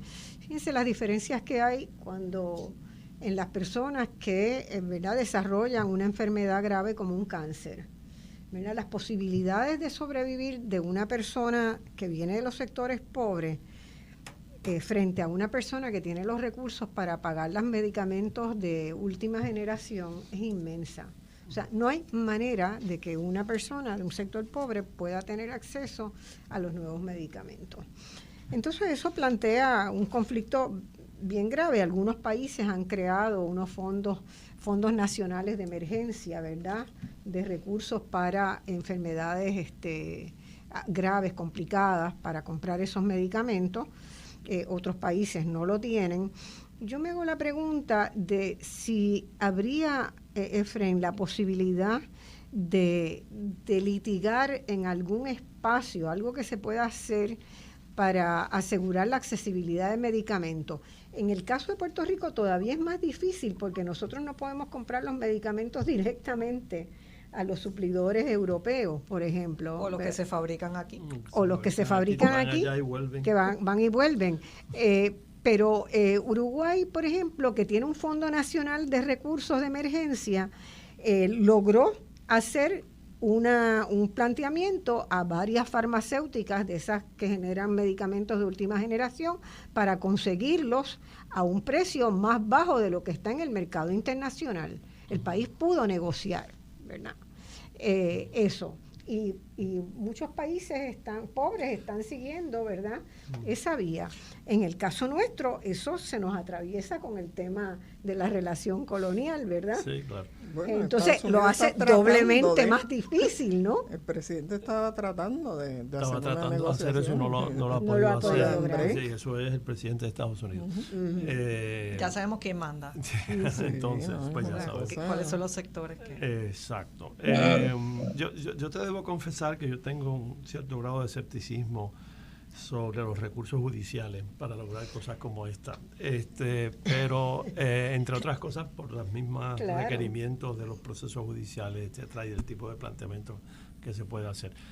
Este es un problema profundamente político, que hay que tratar de esa forma. Yo creo que, yo no he estudiado, debo decir, no he estudiado el tema de la salud, etcétera, como he estudiado otros.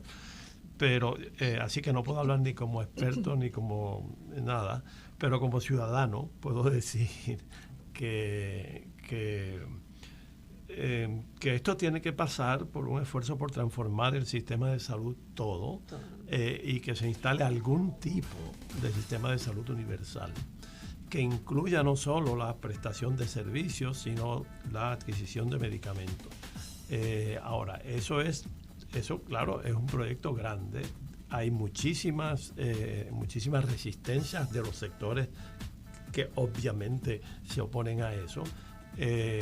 Hay resistencias que son de tipo económico, ¿verdad? A quienes afectaría esto económicamente. Hay resistencias de tipo ideológico, en términos de no creer en que el Estado deba meterse en establecer un sistema de salud universal. Yo creo que todas esas resistencias hay que vencerlas de algún tipo. Hay que seguir conversando sobre esto. Después de todo, pues hay ejemplos en el mundo que hay sociedades que están más cerca de esto y donde los sistemas y donde el cuidado en la salud es mucho mejor que lo que es en Puerto Rico. Y debemos ver esos modelos y ver cómo funcionan y ver qué funcionaría aquí, ¿verdad? Así que yo creo que eso pasa por ahí. Yo entiendo que hay que la Comisión Multisectorial de Salud, hubo un proyecto de ley que se aprobó recientemente que ordena que se comience a preparar un estudio conducente a crear en Puerto Rico un sistema universal de salud. Que eso está que digamos, habría una esperanza de encaminarse a ver un estudio serio, grande. Y puede haber distintos modelos, por lo que tengo entendido. O sea, sería cuestión de ver cuál es el que funcionaría. No podemos, por otro lado, ignorar la relación entre Estados Unidos y Puerto Rico, que lo afecta a todo, y entonces ver cómo eso condiciona esas posibilidades. Pero ojalá que esa comisión pueda producir alguna propuesta, pero es un tema que ciertamente hay que trabajar. Y no solo el tema de los medicamentos costosos de última generación, los genéricos. Exacto. Los genéricos han tenido un incremento exponencial en los últimos 2 años, porque ha habido consolidación de empresas, casi monopolística. Entonces, ahora, quisiera decir algo sobre lo que mencionó César y se ha mencionado sobre los sectores vulnerables y todo este tema de la economía informal y legal, y sobre todo el tema del narcotráfico, que es un tema central en Puerto Rico. Quizás deberíamos reflexionar un poco sobre el efecto distorsionante que eso tiene en todos los análisis que tradicionalmente se han hecho sobre la pobreza o la desigualdad, etcétera. Porque equiparar pobreza con vulnerabilidad es automáticamente depende de cómo uno lo haga. Claro. Porque si entre alguno de esos sectores de mayor pobreza la salida está siendo lo que dice César, que es integrarse a esa economía multinacional del tráfico de drogas, eso resuelve a nivel inmediato problemas de consumo, problemas de acceso a ciertos bienes, etcétera. Y entonces tú no puedes decir, es que a este muchachito le falta. No le falta, hay cosas que le sobran. Sí.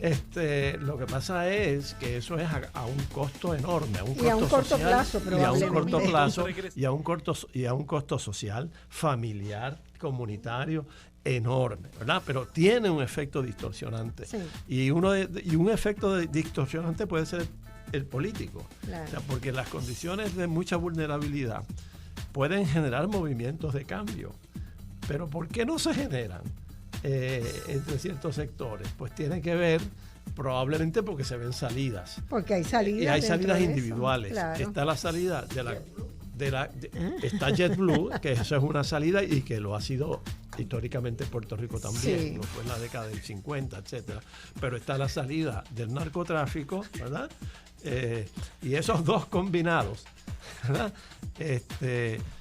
Pueden, las iglesias también puede ser, exacto, el acudir a una especie de ideología que te dice cómo te tienes que conformar con lo que tienes, etcétera. Pero así que esos son fenómenos que pueden tener un efecto distorsionante en cuanto a la primera pregunta con la que empezaste el programa, que es ¿por qué la no participación en los procesos políticos de cambio, etcétera? ¿Verdad? Y eso, pues yo creo que es un problema muy serio que tenemos que mirar y ver. O sea, ¿qué se hace con el narcotráfico en Puerto Rico? ¿Qué se hace? Y esa es una tenemos la pausa súper vencida ya. Sí. No sé si te vas a poder quedar. Se puede quedar un ratito más porque yo sé que tiene un compromiso ahora, me había advertido, pero vamos a la pausa y volvemos rapidito para seguir teniendo aquí.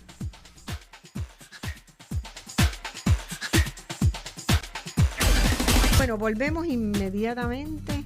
Ya en el último segmento quiero decirles que hay mucha gente escuchándonos por Facebook Live también con muy buenos comentarios del programa, así que sepan que nos están escuchando. Yo quería que en este último segmento todos reflexionáramos, ¿verdad?, sobre el costo de la corrupción, la falta de transparencia y el acceso a la información en Puerto Rico, ¿verdad? Ya para ir cerrando y amarrando. Y quiero que Cecil tome como la voz cantante en este segmento, según hemos hecho en los demás, porque Espacios Abiertos ha trabajado mucho en poner sobre la mesa de discusión este problema. El costo de la corrupción, según hay estimados que se han hecho, es sumamente alto, sobre todo para una economía que ya está en una crisis fiscal seria. Según un estudio reciente del Observatorio de la Sociedad, Gobernanza y Políticas Públicas de la Pontificia Universidad Católica de Ponce, ellos utilizaron indicadores de gobernanza del Banco Mundial, de buena gobernanza, y según ese estudio, la buena gobernanza ha disminuido significativamente en Puerto Rico desde mediados de la década del 2000. Es decir, cuando ya desde el 2010 empiezan los indicadores de buena gobernanza a trastocarse. Uno de los hallazgos principales es que el deterioro de la capacidad de controlar de la corrupción le ha costado a la economía puertorriqueña alrededor de 7.400 millones, o en promedio 527 millones anuales. Entonces, Cecil, es muy importante el trabajo que ustedes están haciendo, pero quiero que tú misma hagas como una primera apreciación, ¿verdad? De a dónde puede, qué podemos esperar cómo se pueda controlar la corrupción, porque es mucha plata. Si ustedes recuerdan, el proyecto completo de comunidades especiales tuvo 1.000 millones, ¿verdad? Uh-huh. Y se han perdido 7.000 millones en corrupción. Yo creo que ahí está el costo económico de ese que tú muy bien planteas. Claro, ese que lo traigo, ¿no? Que es el costo que nosotros podemos contar en términos de dólares y centavos, pero cuando inició el programa también hablaba de ese otro costo, sí, que yo creo que es mucho más grave que social. El ético, exacto, el que nosotros hemos perdido la esperanza en que nuestras estructuras, nuestras instituciones, nuestros políticos, nuestros gobernantes tienen la capacidad de dirigir el país o a las personas, la política pública hacia donde nosotros quisiéramos tener. Y eso a mí me duele muchísimo, mucho más. Me duele mucho también el ver que los propios funcionarios públicos participen, ¿verdad? Porque se tiene que dar, para el tema de corrupción se dan dos partes, ¿verdad? Son muchas más las veces en que es el ofrecimiento del externo, uh-huh, y entonces posiblemente al que nosotros penalizamos es al que está dentro. Pero entonces volvemos al tema de las desigualdades, el tema de la pobreza. O sea, hay muchos elementos que se dan en cuanto a ese funcionario que se siente que pues mejor toma ese soborno o participa de esa actividad ilegal, pensando que esa es una manera de balancear la injusticia, la desigualdad que existe. Está otro elemento que se da el tema político, cómo mucha de esta corrupción en realidad termina en las arcas de candidatos políticos o de funcionarios públicos para avanzar a través de su plataforma política, el acceso, ¿no? El mantenerse en el poder, y cómo el mantenerse en el poder se convierte pues en el fin, en vez de el bien común, en vez de la mejora de la infraestructura, ¿no? En vez de fortalecer la infraestructura cívica, nuestra cívica política. Entonces, por eso yo vuelvo al tema de que nos cuesta mucho en términos de confianza, en términos de la estructura, en términos de la gobernabilidad nuestra. Y yo creo que eso es algo que nosotros es muy difícil de medirlo, es muy difícil medirlo, pero cuando vemos que la mitad de la población de 40 años o menos que podría ser que está inscrita para votar no vota, pues entonces, ¿por qué no está sucediendo eso? Yo creo que también esta elección vamos a ver algo distinto. Bueno, pero pensábamos que en la pasada también, pero y en las anteriores también. O sea, yo llevo muchos años pero la pasada y cada elección tengo esperanza de que esta vez sí que los jóvenes van a tomar la palabra. Yo creo que no podemos depender ni de un grupo ni de otro. No, obviamente que tenemos que no. Todos participar, que cada uno de nosotros y que por eso la información es tan importante. O sea, volvemos también al elemento de la información. Nosotros no podemos seguir un dogma, sea político, religioso. O sea, nosotros tenemos que poder tener un pensamiento crítico, poder analizar. Precisamente eso es lo que es ser humanista, ¿no? Eso es lo que es ser humano, eso es lo que... Claro. Ahora, hay también otro aspecto, Cecil, que te quería preguntar y yo creía que ibas a mencionar algo de eso. Y es que de alguna manera también... lo terrible es que vamos naturalizando las cosas, ¿verdad? Vamos cada vez diciendo, bueno, un poquito de corrupción. En Dominicana, por ejemplo, en República Dominicana, a mí siempre me llamaba la atención que la gente decía, bueno, él es pillo, pero hace obra. Bueno, eso lo dijeron aquí también en la época. Igual que ¿verdad? que nos saltamos los 90, que claro, 60 y pico de personas fueron a la cárcel por corrupción. Entonces, yo creo que la lucha contra la corrupción hay que mantenerla fuerte y tenemos que ser siempre muy exigentes y denunciarla. Pero a lo que iba era que muchas veces también si vamos bajando los niveles y aceptando un poquito... Sí, es como el sapo que está dentro del caldero caliente y le van subiendo la temperatura versus al sapo que lo tiran, ¿no? Claro, dentro del caldero. Entonces se van deteriorando nuestras expectativas, nuestros niveles, nuestras esperanzas de que vamos a poder combatirla, porque si ya aceptamos un poquito, bueno, pues...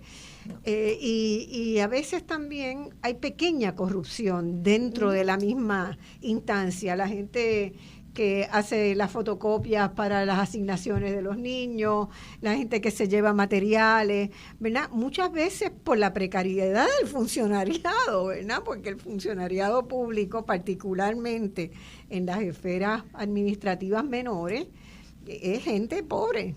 Uh-huh. Mira, yo creo que hay un asunto aquí que tiene que ver con cómo nosotros miramos el problema. O sea, la corrupción empobrece el país. Claro. Y la corrupción va en contra precisamente de esos sectores que no reciben los servicios porque el dinero se está yendo por otro lado.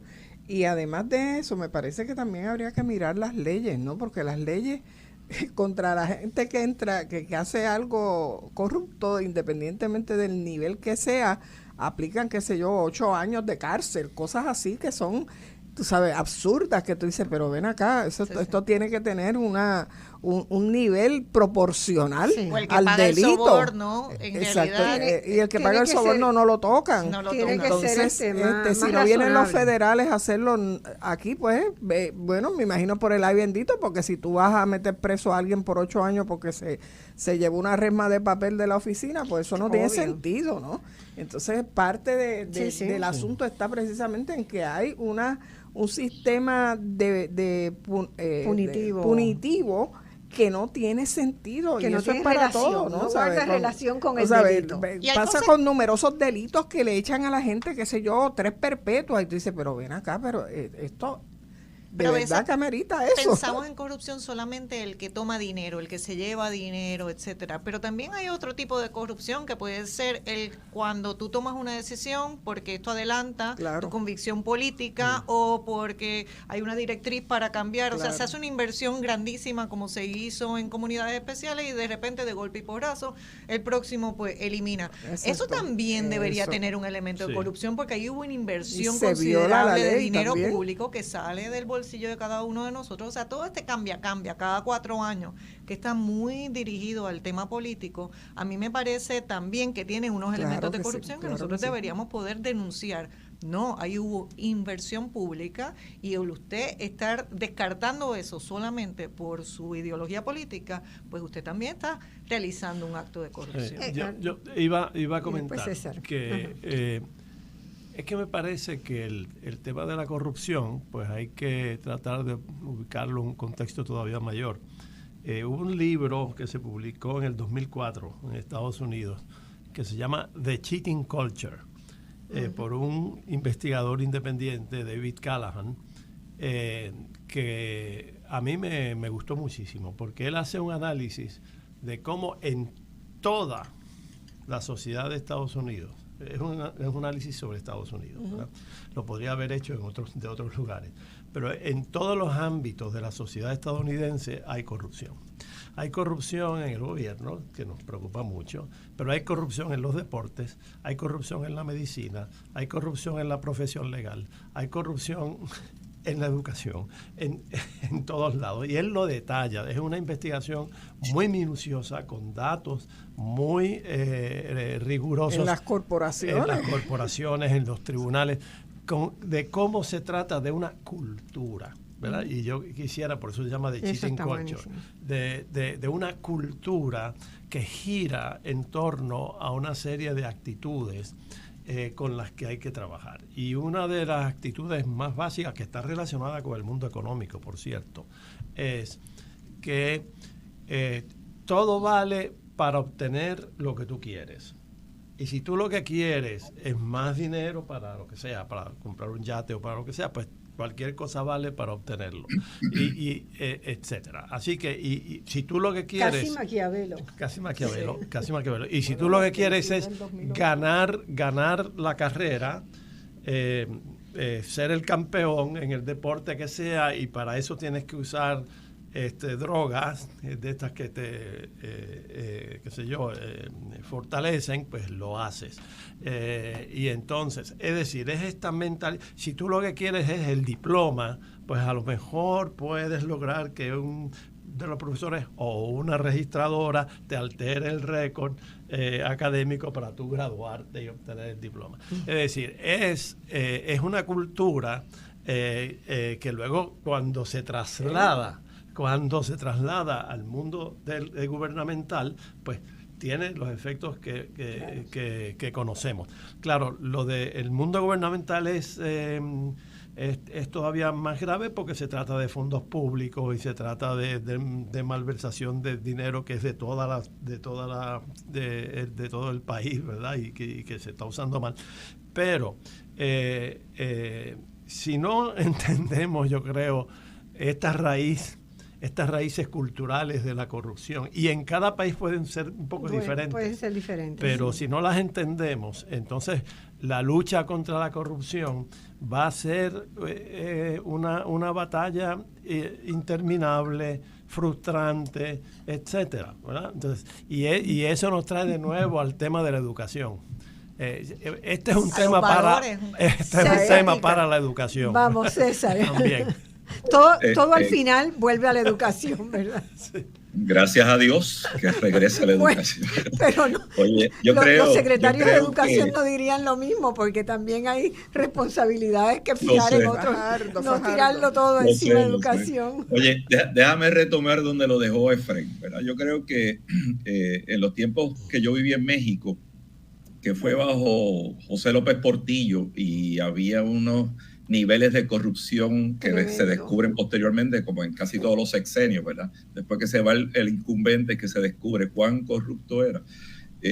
Decían que la corrupción éramos todos, ¿verdad? La corrupción somos todos. Ese era el lema social de la disidencia en aquel momento. Y es porque, de alguna manera, la corrupción se legitima para obtener los estilos de vida que está definiendo Efraín.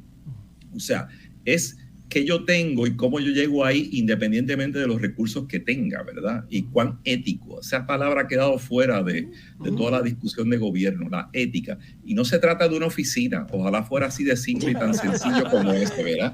La ética es de todos los días. Yo creo que es una paradoja tener una oficina de ética, ¿verdad? Claro. Gubernamental. Se supone que todo el mundo sea ético en el gobierno, pero bueno, esas son las cosas que ocurren.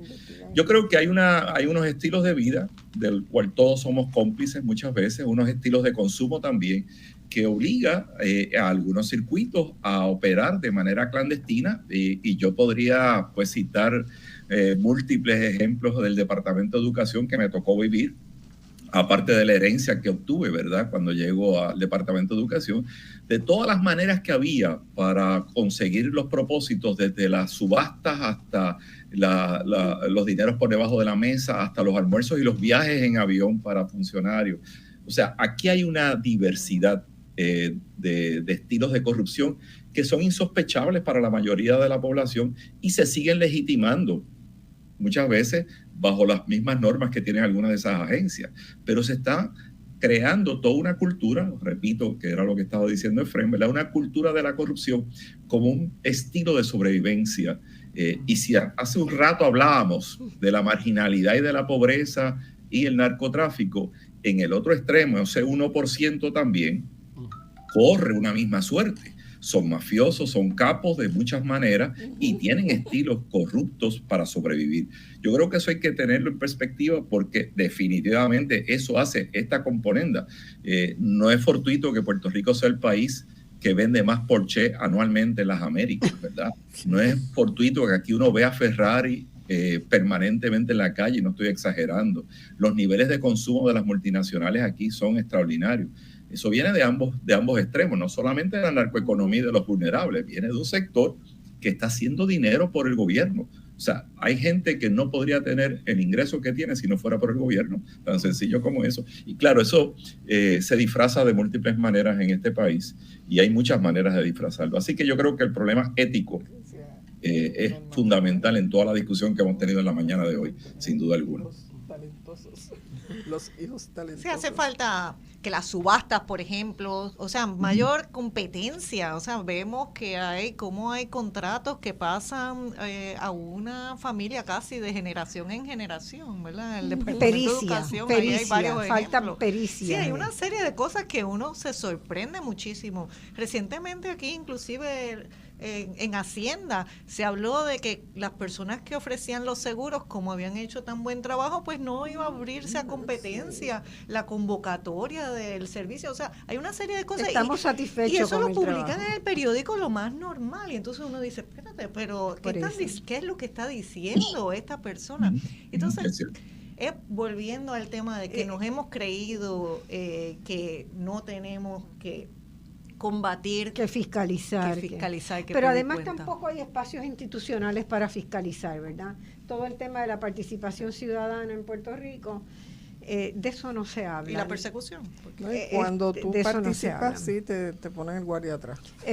Y ahí estamos con un problema realmente serio. Te tienes que ir, nosotros nos vamos ya en 2-3 minutos. Así que te quedas. Para los 3 minutos. Pero quiero que tú hables perdón, un poco del tema de la participación ciudadana. Fíjate, hay muchos países que tienen leyes de participación ciudadana. Nosotros tenemos en algunos organismos, como los que eran la Autoridad de Energía Eléctrica, de Acueductos, ¿verdad?, que eran las corporaciones públicas, tenían obligación de tener representantes en la Junta que venían del sector público, ¿verdad? Y que incluso hasta se elegían. Nadie sabía muy bien cómo, te mandaban un papelito y tú no sabías por quién votar, no conocías a la persona, no había discusión. Pero hay otros países donde eso hace una diferencia, ¿verdad? Donde hay leyes de que, por ejemplo, Uruguay tiene el Sistema Universal de Salud, no quiero abusar del ejemplo, ¿verdad? Pero vuelvo a él, en el Sistema Universal de Salud hay 3 niveles escalonados de participación ciudadana, y lo que garantiza que el sistema funcione es que ahí está la gente que usa el servicio de salud, que lo fiscaliza, que lo evalúa y que ayuda a mejorarlo permanentemente. Y el propio gobierno ha tenido que reconocer que si no fuera por esos niveles de participación a nivel local, subregional, regional y nacional, el sistema no podría funcionar. Entonces, ¿cómo instalamos la participación ciudadana en Puerto Rico en distintos ámbitos? Bueno, yo creo que empieza desde lo más local, ¿verdad? Y no local como país, sino... No, pero de lo local, sí, del ámbito local. Así yo creo que también todos nosotros debemos pensarnos en eso como un deber, ¿verdad? Deber ciudadano. Un deber ciudadano y cívico, el de participación, pero inclusive hasta promover algún tipo de democracia directa. O sea, yo soy partícipe de que aquí el último say, ¿verdad?, debería estar en el pueblo. No debería quedarse una ley en que el gobernador la firma o no la firma, o que la Asamblea Legislativa tiene el poder de revocar el veto de un gobernante. ¿Qué pasa con que si la mayoría de nosotros tiene otro pensar distinto, porque yo tengo que esperar 4 años? O sea que yo pienso que nosotros necesitamos de participación democrática, de participación ciudadana, desarrollar un mollero más fuerte, democrático como ciudadano, y eso empieza por nosotros estar más activos, no utilizar incluso desde las asambleas, ¿verdad? Desde las legislaturas municipales, que es el primer escalón donde se construye, y cambiar la visión de que la legislatura municipal es la plancha del alcalde, el que va a apoyar al alcalde. Vamos a empezar a reclamar participación ahí, ¿verdad?, en la legislatura, y que sea totalmente, y de esa parte, y eso ahí debería ser hasta una papeleta separada, o sea, claro, podría ser una papeleta separada. ¿Cómo puede la legislatura municipal fiscalizar al alcalde si en realidad es una plancha que hizo el alcalde? Exacto. Que sale electa porque el que tiene mayor voto íntegro se lleva el botín? Entonces eso tiene otro elemento con el tema de corrupción que hablábamos ahorita. O sea, ¿cómo puede fiscalizar esa legislatura municipal a ese alcalde? Sabemos todos los casos de corrupción que ha habido recientemente con el tema del alcalde. Pero eso es un ejemplo de cómo podemos empezar, ¿verdad? Ahí podemos empezar a crear fiscalización desde el espacio local. Sí. Y desde el espacio local ir creciendo. Pero a veces no sabemos ni cuándo se reúne nuestra asamblea municipal, nuestra legislatura municipal, a qué hora, dónde, en qué lugar. De eso no se habla, los partidos tradicionales nunca han querido. Ese es un proyecto que Espacio Abierto para lanzar próximamente, así que vamos a ver nuestras ordenanzas municipales y los calendarios, las agendas de las legislaturas municipales. Bueno, hay mucho que hacer. César, una línea, estamos ya despidiéndonos. Yo creo que seguir el proceso de concienciarnos, ¿verdad?, como ciudadanos, participando de iniciativas como la que Cecilia acaba de denunciar y de todos los proyectos que de alguna manera han salido a flote esta mañana en la mesa de trabajo. Tenemos que no esperar que alguien lo haga en el gobierno, sino nosotros asumir una responsabilidad cívica que puede ir contra... Hoy yo leía 2 noticias en el periódico que me generan mucha ilusión, con una agricultura de desarrollo sustentable. Giovanni, aquel compañero estudiante que tiene toda una industria alimenticia, me parece importante.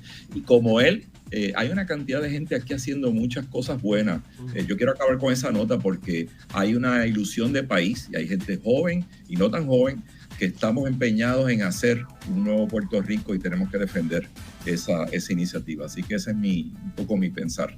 Linda. Sí, yo entiendo que buena parte de lo que hemos estado planteando, ¿verdad?, tiene que ver con cómo nos educamos como ciudadanos. Y uno de los graves problemas de la pobreza es que precisamente te excluye de la vida como ciudadano. Entonces, en este sentido, la educación tiene que tener, ¿verdad?, ese componente ético y ese componente de enseñar al niño desde pequeño cuáles son sus derechos y cuáles son sus deberes también dentro de la sociedad, para que podamos a la larga, ¿verdad?, construir un mejor país al que aspiramos todos. Bueno, nos fuimos. Muchísimas gracias por la invitación. Gracias por la invitación, a ustedes a todos por la conversación. Creo que es una conversación que merecemos seguirla. Hasta el próximo domingo. Hay esperanza.